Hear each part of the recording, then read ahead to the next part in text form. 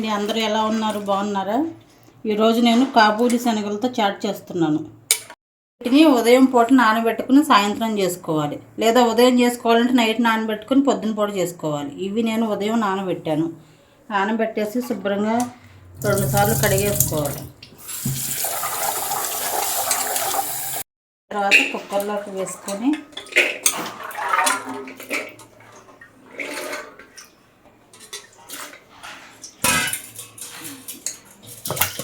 రెండు పొటాటోస్ కూడా తీసుకొని అవి కూడా ఇంకొక పాటు వేసేసి 1 గ్లాసు వాటర్ పోసేసి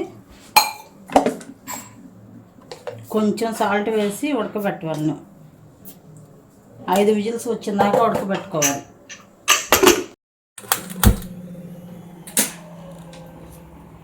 వచ్చేదాకా ఉడకబెట్టుకోవాలి. వీటిని ఇలా ఉడకబెట్టుకున్న తర్వాత సగం తీసేసి మిక్సీ వేసుకోవాలి.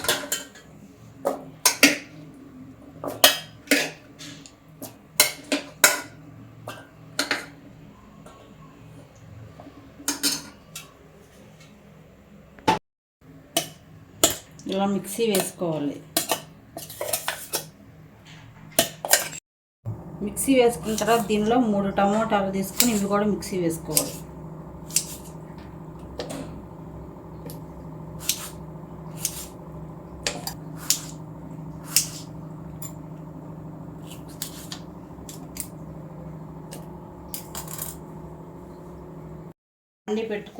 పెట్టుకున్న తర్వాత పచ్చిమిర్చి, ఉల్లిపాయ ముక్కలు వేసుకోవాలి. 1 గరిటె ఆయిల్ పోసుకుని తర్వాత ఉల్లిపాయ ముక్కలు, పచ్చిమిర్చి వేసి వేపుకోవాలి. ఇలా కొంచెం లైట్గా వేగిందాక వేపుకొని తర్వాత అల్లం చిన్నులపాయ పేస్ట్ కొంచెం, ఇది పచ్చి వాసన పోయే వరకు వేసుకోవాలి.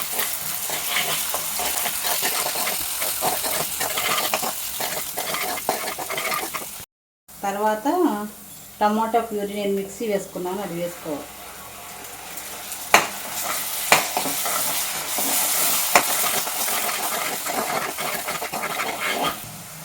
ఇలా టమాటా ఉడికి ఆయిల్ పైకి వచ్చిన తర్వాత ఈ బంగాళదుంప మ్యాష్ చేసి వేసుకోవాలి.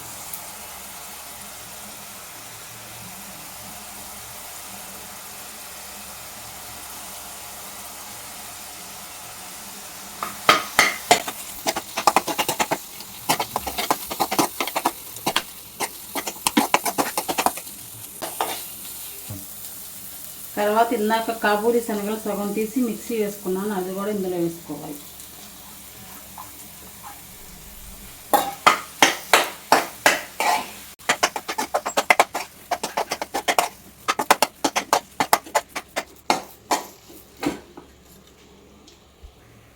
ఇప్పుడు ఇందులో 1 స్పూన్ కారం, 1 స్పూన్ ధనియాల పొడి, 1 స్పూన్ గరం మసాలా, 1 స్పూన్ చాట్ మసాలా,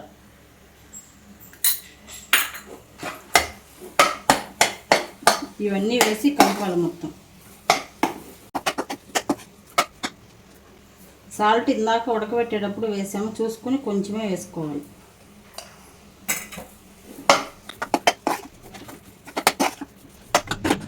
ఇప్పుడు లాస్ట్లో శనగలు వేసేసుకోవాలి.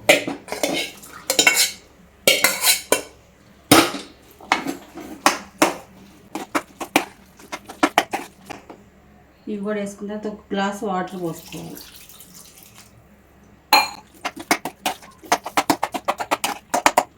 ఇంకొక 1/2 గ్లాసు వాటర్ పోసుకోవాలి.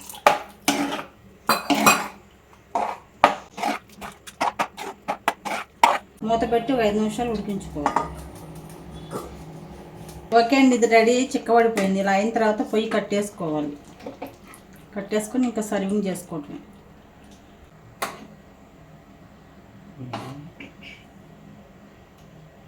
దీనిపైన ఇప్పుడు ఉల్లిపాయ ముక్కలు, కొత్తిమీర, ఇలా నిమ్మరసం పిండుకున్న తర్వాత ఇంకా సర్వింగ్కి రెడీ.